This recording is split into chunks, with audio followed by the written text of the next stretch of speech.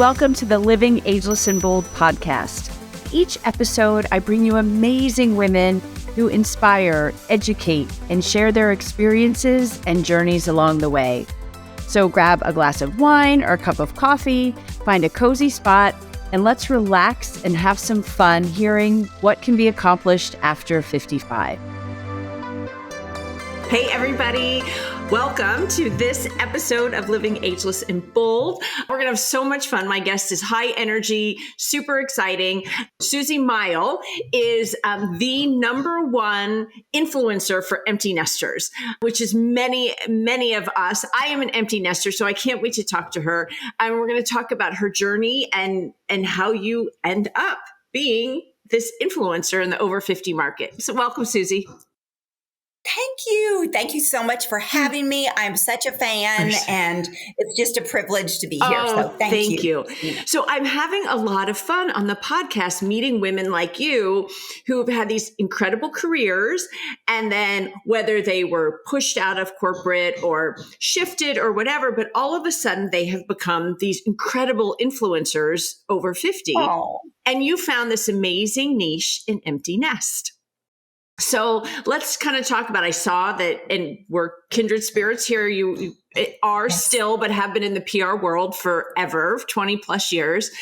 But how do you wake up and think, ooh, or was it accidental that it happened? I don't really believe in accidents. So I don't think it was accidental, but it is very interesting how it happened. So I feel like I was sort of preparing for what I do all my life. In college, back in the 80s, which was, a great time.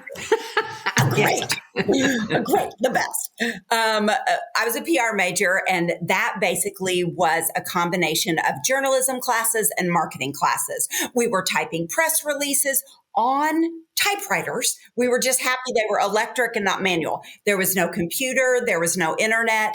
So my field has changed significantly in terms of the platform used to deliver marketing, PR, communication. However, the principles haven't really changed. People still want to have a relationship, feel like they're friends with people who recommend things. They still want to, we all enjoy going to a store where the people are friendly and kind and it's fun to shop there. So really, this is just another form of that. Although for me, my heart is really started in a place to encourage and inspire and really bless empty nesters. So when I started doing this about 8 years ago, a couple things happened. Number one, I took my last child to college actually on my 50th birthday. Christina, it was the worst. Like, she was gone. And I was a stay-at-home mom. I had served on nonprofit boards and been able to really utilize my PR skills as the platforms were getting started in sort of, I would say, a safe space, because I wasn't being paid. I was just a volunteer because I was on these boards, and I was like, you know what? I'm the best you got. So it enabled me to kind of keep up with things as they were going along. So I always knew I wanted to make a significant contribution, and I felt like the Lord was going to use me in some way to encourage others as I got older. And I didn't really know what that was, but so I had job offers from people I'd served on these boards with, and that was just not a direction I wanted to go. I just felt like I wanted to make a difference. I knew I didn't want to be somebody who just talked about what we call a vertical in my industry. So I didn't want to talk about beauty or fashion or travel. I wanted to be a little bit more all-encompassing because I enjoy variety.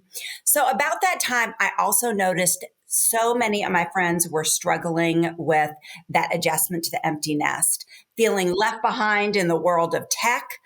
All of a sudden they looked at themselves and they were like, who are you? I don't recognize my body, my face. I've neglected maybe my health, maybe my relationships with adult kids, senior adult parents, my partner, whatever it is. So there was a lot of fear I really saw with my friends and feeling very overwhelmed. And I just thought, you know what?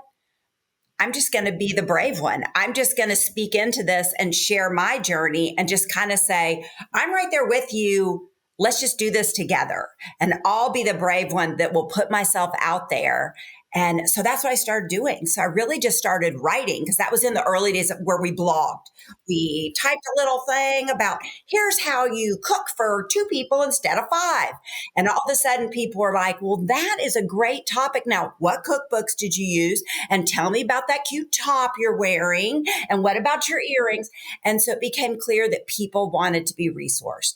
So about that time, platforms were springing up that allowed people like me to make links and get a little bit of commission for sales that we were driving in that way.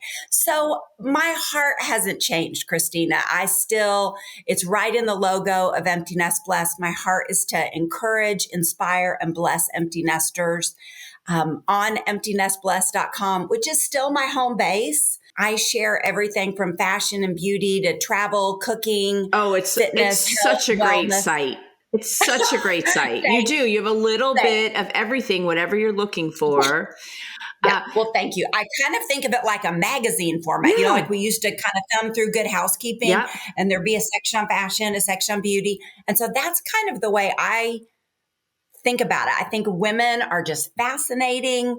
They're multifaceted. And I want to speak into that. I mean, I feel like you and I could be having lunch. And if a lady walked by the table with cute shoes on, even if we were talking about like struggles with our adult kids, we would be like, stop. Where did you get those shoes? Exactly. Because that's how women are.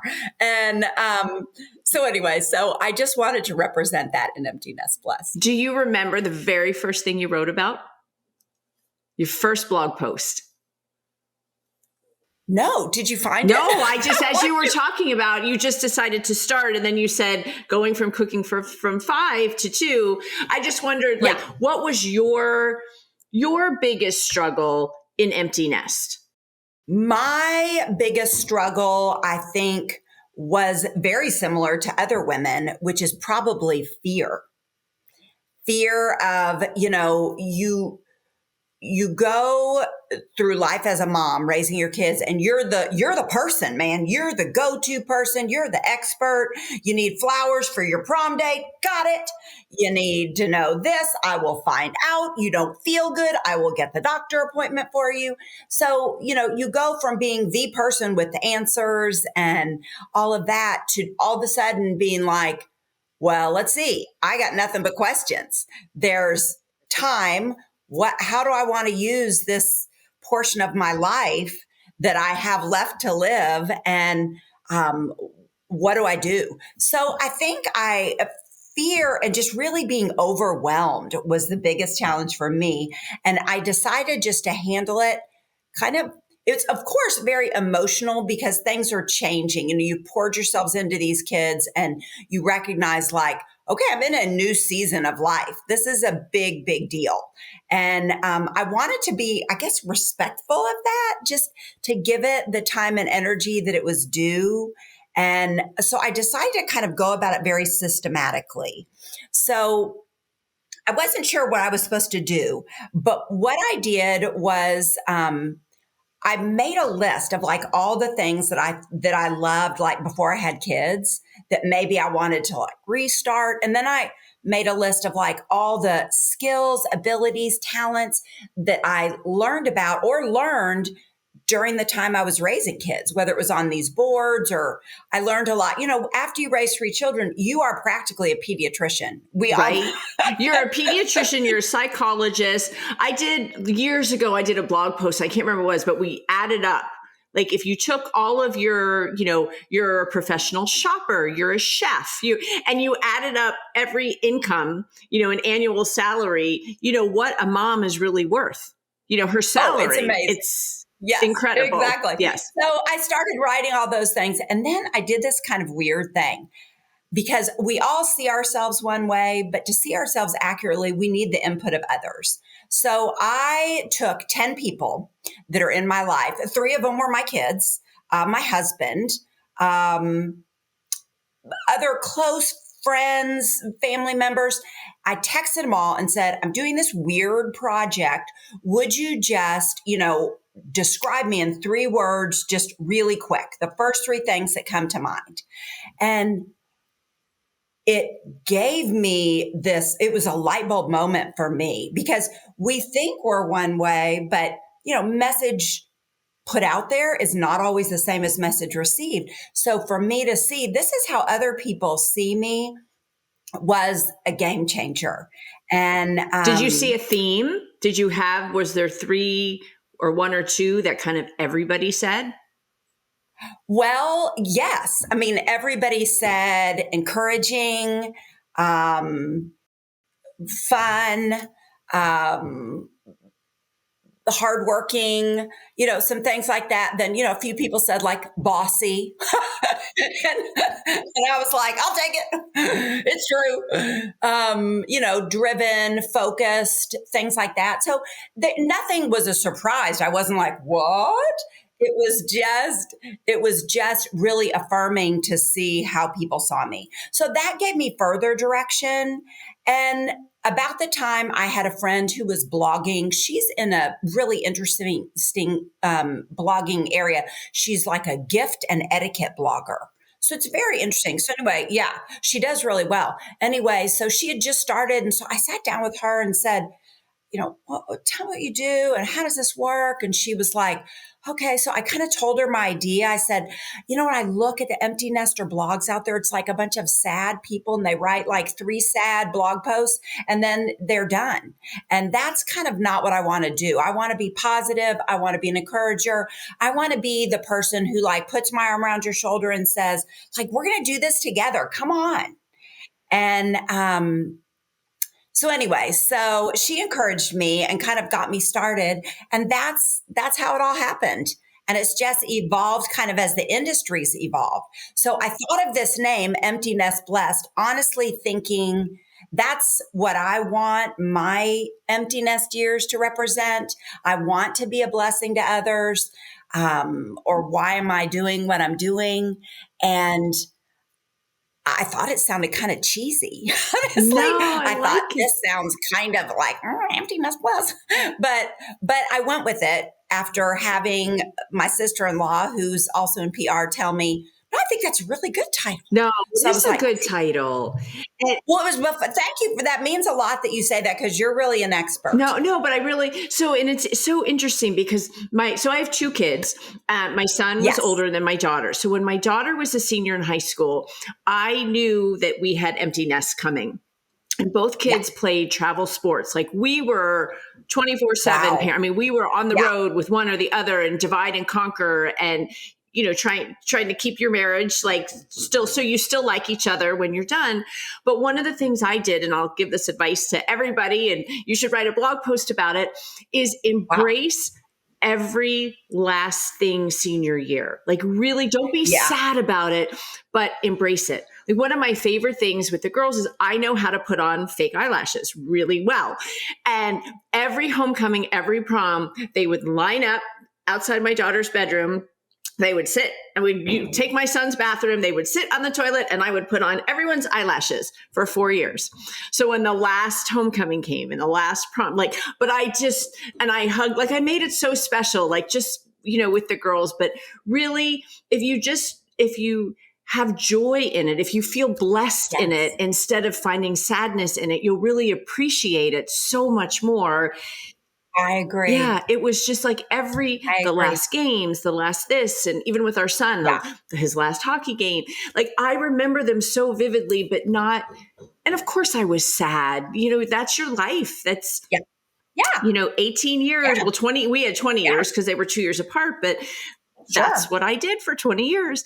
But And it was your focus. embracing it, and that's why I love what you're doing because we're really having fun in empty nest. I'm like, oh my god, we're dating again. Like we go out all the time. Like it's really fun. But you've got to have that mindset, and you've got to let Yeah. them. What is it? Roots and wings. You gave them the roots. Yes, Now you have to do. give them And the wings. yeah. And I see that, so now I'm 8 years out of the empty nest. Okay. So, that's been going on for a while. Of course, my last child, all our kids have gone on to like upper level education past their Oh, undergrad. So wow. either grad school, law school, and baby girl is in grad school now. She's Amazing. 27. She's gone back to grad school. And so, so we're like, when will this end? When will we have money again? So anyway, but what I found is 8 years out, and as my audience has grown, they follow me for different reasons. Some like the fashion, some like that I share, beauty procedures that I do. Some follow me for travel tips. I don't know. But one thing they all want to hear about is parenting adult kids.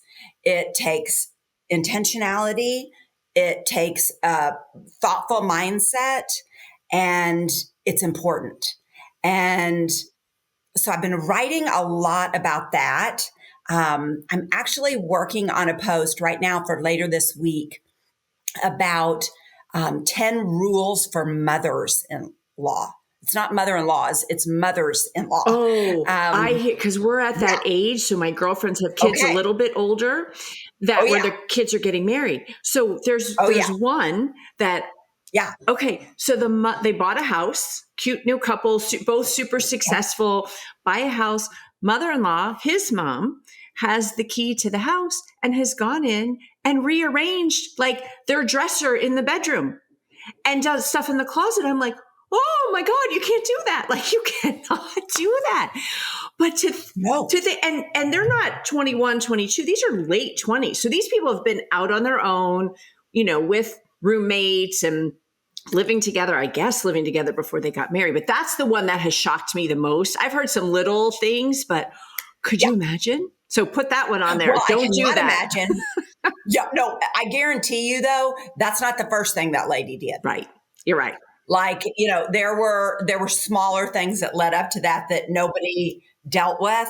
So anyway, yeah, but I'm a mother-in-law 2 times over. Both my boys are married and I adore my daughter-in-laws. I've worked at that relationship. They both have great relationships with their own moms. They were raised beautifully by these wonderful women. And I'm not trying to be that, but I'm so grateful to them for loving my sons well. And nobody gives you a rule book for being the mother-in-law. So I'm definitely not perfect at it, but I thought I would take a stab at 10 rules for mothers-in-law. Give us That's what I'm two. working on I don't right want to take away from your blog post, or give us your top two.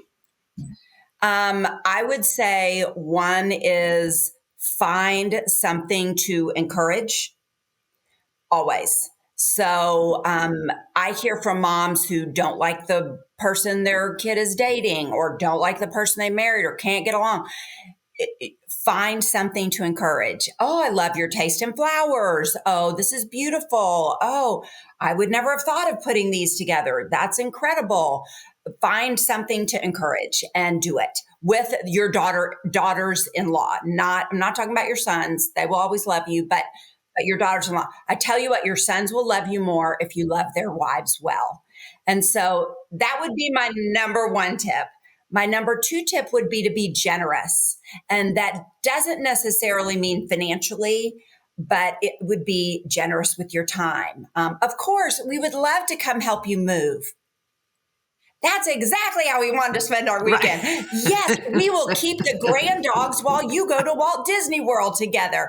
That sounds awesome. Yes. And sometimes it is financial. I mean, I get blessed with lots of great clothes that brands send me. I pass those along to my daughters-in-law. My mother-in-law did this really well. The first Christmas that I was married to my husband, she gave me just as many gifts as she gave her daughter, her son. It was like I was truly a member of the family. And it was just a very tangible way that I could see that, like, they're bringing me into the fold and I'm one of theirs. I'll tell you another great piece of advice. We'll just share our Good. emptiness advice. Yes. And my mom did this to us, 20 some years ago. And it's really stuck with me. And now that my kids are older, I'm sharing it with them and it works.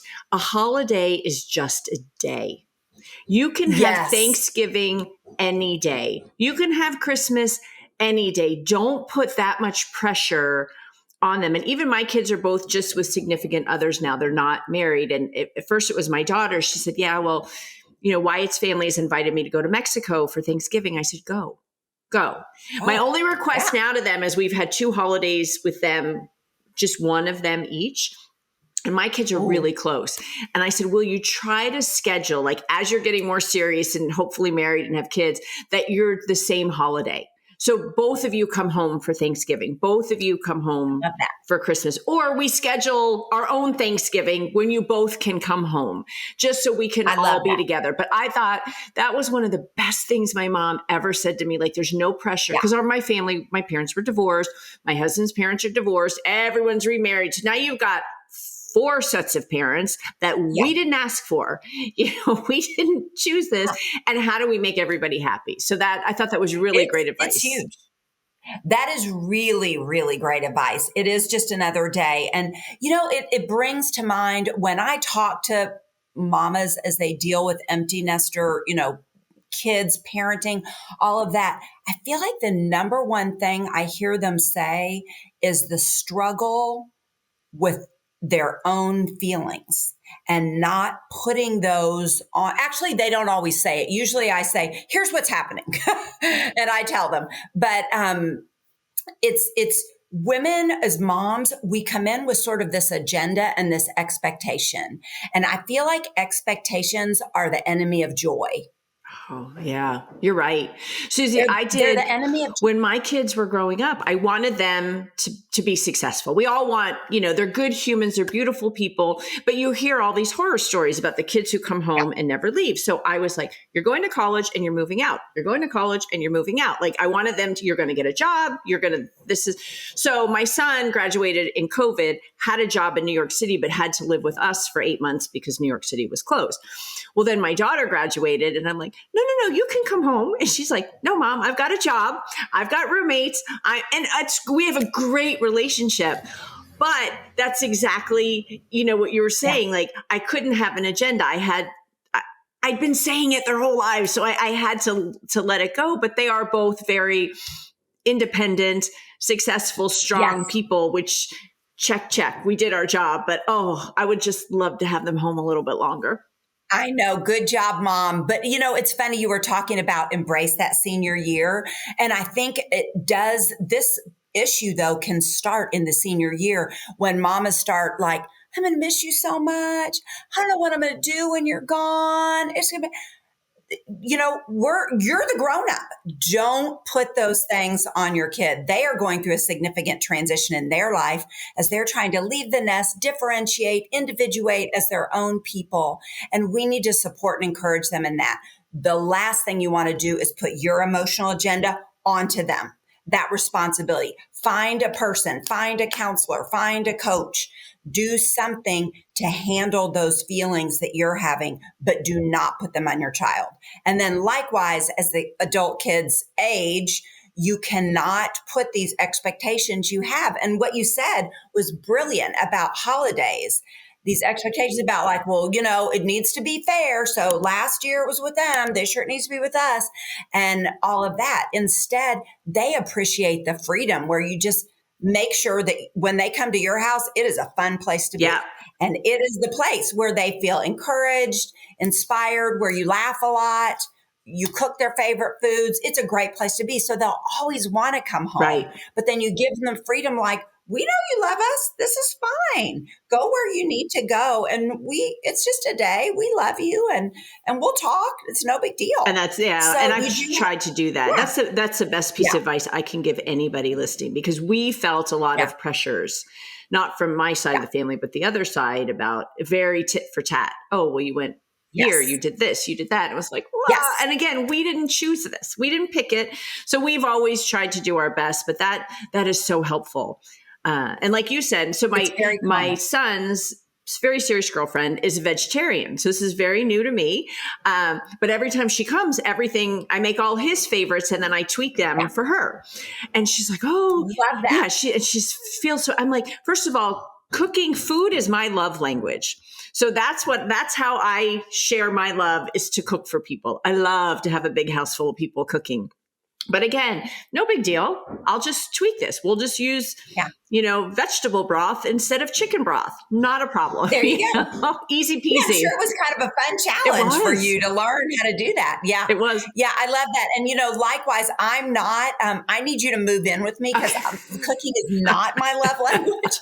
I have others, but that is not it. But one thing I do before any of our kids come home or they bring spouse, significant other, whatever, is I always text them, what food do you want me to have on hand? What are you drinking now? Are you drinking Fresca? Are you drinking Perrier? What is it? Because it changes. I want to have whatever you want. I'm going to the store tonight. Tell me what you want. And they really appreciate that. And it's a little small gesture. So I think that thoughtfulness and really parenting adult kids well is not that different from learning to just be a good friend. I was just going to say, to be thoughtful. it shifts to, as when they are teenagers, you are not their friend. And I've seen too much of this. They are not your friend. Your daughter is not your best friend. You can do things like my daughter and I had an amazing relationship. We had our ups and downs, but overall for the teenage years, it was pretty good. But I was still mom. And say my son is 6'4", and as he got taller and taller, I'd be pointing up at him like, I am still the boss of you. But making sure they have that respect for you as a parent, because they need your parenting in the teenage years and even in the early adult years, as things happen in their careers and financially and budgeting. And we're getting a lot of those kinds of calls like, hey, could you maybe take a look at this? What do you think about this? And I'm thinking of transitioning my career. This was great. And then I went into this. I was like, so but now you get to be a little bit more friends, which is really fun. It is fun. And I second that so much. And we're here for our kids and they feel comfortable coming to us. And whether it's, a tax question for my husband who's in finance and has a CPA, or whether last night my daughter called me and said, I just need to explain a situation to somebody who's not involved. And then I need you to tell me what you think. So then she spent 20 minutes giving me a very detailed rundown of the situation this person said, and at the end she said, I know you're going to have an opinion. I said, oh, yes, I do. And so here's kind of what I think. And that's a role that we can play. And I tell my kids, you know what, you will have better friends than me. My boys, you will have women that are more important in your life than I am. And that is as it should be. But what no one can take away is the fact that I have been with you since birth. And we have history. I can tell you tendencies that you had when you were 5. And I'll do that with them. I'll be like, you know what, when you were 5, you loved that too. And now, my son and daughter-in-law have a baby and she likes to suck her toes. And I said, you know what, Weston, you sucked your toes for like 2 years. You were really into your toes. And, so it's fun to share those kind of things. But I love parenting adult kids, but it definitely takes intent and it takes thinking through how you speak and how you talk to them and your relationship. It doesn't happen naturally. It's not a light switch. You have to be thoughtful about it. Right. And you are. Sounds like you're doing a great job. No, we don't know. There's no, like you said, there's no handbook. There's no manual. It just kind of was like, okay, I was your mom here and they don't want to, it's like, just like you said, your daughter called you for advice. Like I try to be really careful and not, but my son was just going through something and he's been with his girlfriend about 1.5 years. They're getting ready to move in together. So it's pretty serious. And she had called me because she's like, I'm kind of worried about this. And finally at the end, she's like, I'm going to tell him I called you and tell him to call you and Steve, my husband, because he really needed something she couldn't give him right now. She doesn't have that kind of career advice, but that was a big step. Like that's like, I felt so great. And I told them that too. I was like, wow, that you felt comfortable enough to call me at first in confidence and then felt more comfortable. And my son was fine. Yeah. My son appreciated that his girlfriend and his mom could talk about something he was being completely irrational about. Well, and I think it's important, like we were saying, just to be a good Yeah, friend, to be respectful and honoring. When as I'm writing this blog post about mothers-in-law, I texted both of my little daughter-in-laws, and they're not I know. little, both of my daughter-in-laws, and That's your said, Dallas coming out. yeah, I said, would you mind if I shared some pictures, and would you send me some pictures of the two of us that, if it's okay, that I could include in this blog post? And I explained it to him. And I said, I'm not the best at being a mother-in-law, but I love you dearly. And I think other women could be encouraged by some of the things that I'm sharing. And they both responded with sweet pictures and permission. And anyway, but my respect for them and asking permission, not just pulling pictures, throwing it up there and putting it out on the World Wide Web without permission. So I think just being like a common courtesy that you would use with a friend, not having weird expectations. And both of these daughters-in-law I have gone to them and said, listen, these boys are not done. Their table manners are not what I wish they were. You still have things to work on, and I give them to you. And I love that you love them well. Thank you. And I just give them over to you, and I'm grateful. And anyway, we have a great relationship. So it sounds like you're doing awesome. Trying, just trying. Yes. And it's principle driven, as we were saying, principles of respect and honor for others, kindness, generosity, thoughtfulness. I've written a ton about it on emptynestblessed.com. I have whole sections on the empty nest, on parenting adult kids, on empty nester marriage, as well as fun fashion and beauty and all kinds of You great do. things. It is so fun. So, and your cute little Oh, outfits, like the latest one, the little tennis one is adorable. Uh, yes, activewear. We all love our yeah. activewear. So how does that work? So do you reach out to brands? Brands just reach out to you and say, post for us? It's a little bit of both. And people ask me often, how does this work? And what they really want to know is like, how's this a business? So it's a business just like any other business. You know about that because as a podcaster, I mean, you have a unique business as well. There's revenue, there are expenses, there are key indicators of success, analytics that you're watching all the time. So it's a little bit of both. If a brand is wanting to speak into empty nesters, they may Google empty nester influencer or empty nester blogger or something like that, and they might find me. So mostly it's them reaching out to me. I say no to probably 99% of the brands that approach me I do because that too. I get so they many. have to be in line. Yeah. Well, they have to be in line with my Values. values, my aesthetics. I'm not going to model lingerie. I just don't feel comfortable. Other people can do that. It's just not me. I'm very modest. So it has to fit me because people can sniff out inauthenticity, Christina, and my followers' trust is my greatest commodity. And I'm not going to give them away without feeling really good about sharing, just like they're my best friends. And even if I don't know them all personally, I really want to honor that relationship. So I'm very careful. So I have very strict rules, and I have certain brands that I love. I'm not the influencer that's going to be like, this week it's this skincare brand and next week it's this skincare brand. I'm not a mercenary. I'm not out there for that. You're I really sharing just what you stay love. true. I do. Stay true to brands that I truly love, products that I think work. Um, Brands and companies that I think are women focused, are focused on aging well, aging beautifully, aging positively, and with joy. And those are the brands I want to represent. And likewise, like today on my Instagram, it's a brand that I think goes cross gender. And I love having the opportunity to take those brands and to say, you know what? Empty nesters, the highest per capita income of any demographic. So you need to know about us because I still have an 89-year-old mom who still, when I was there last week, she was asking me, now what's in style for spring?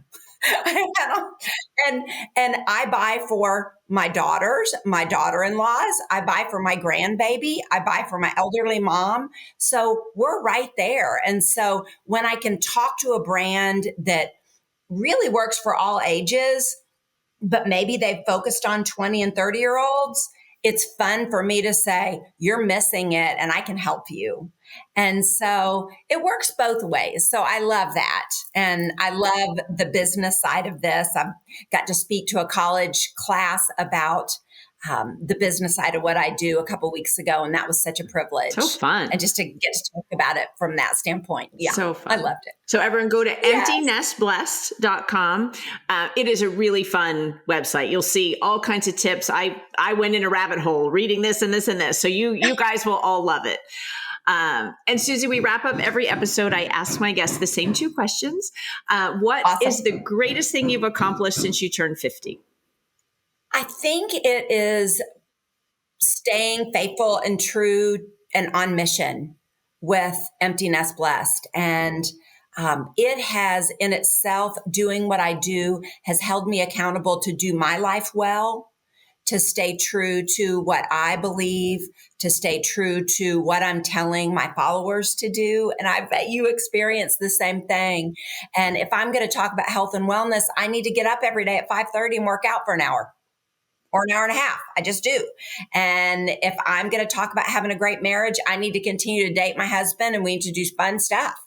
And so I think that, and just staying persistent when things got hard, when I wasn't sure, when maybe things weren't growing. Numbers are difficult in my business because if you go on Instagram, I have 25.5K followers.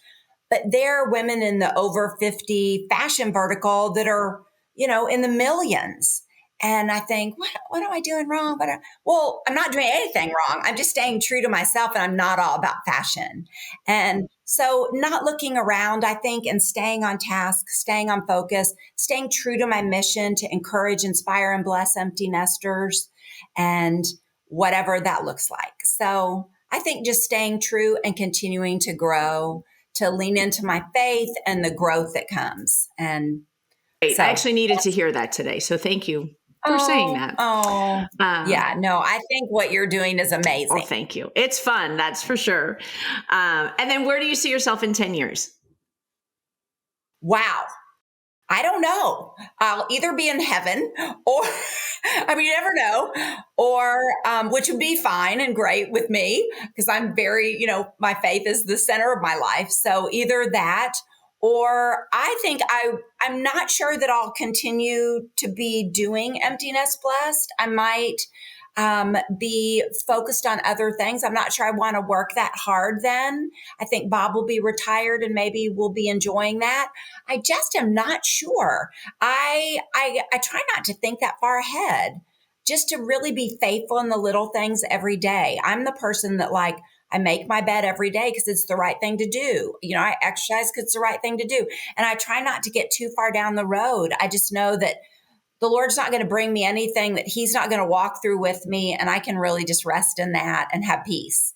And so I'm just going to be faithful for today, do the right thing, do what I need to do, and be faithful for what he's brought me for today. And so that's not a very good answer to your question. No, it's a beautiful answer. It's a beautiful answer. It really is. It really is. Thanks. Thank you so much for joining me today. What a great conversation about Empty Nest. And thank you for everything you're doing. And I hope people check out your website. Thank you. Thank you for having me. I wish you lived closer. We would go to lunch and check out that lady's shoes. Bye, everyone. Thank you.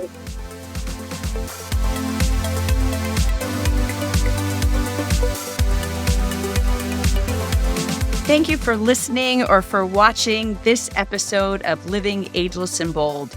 If you haven't already, please make sure you hit subscribe. And if you like the episode, I hope that you will give us a great review. You can also head over to livingagelessandbold.com and sign up for information, inspiration, and exclusive opportunities for us, women over 55. Thanks for listening. And remember, no matter what you do, keep living ageless and bold.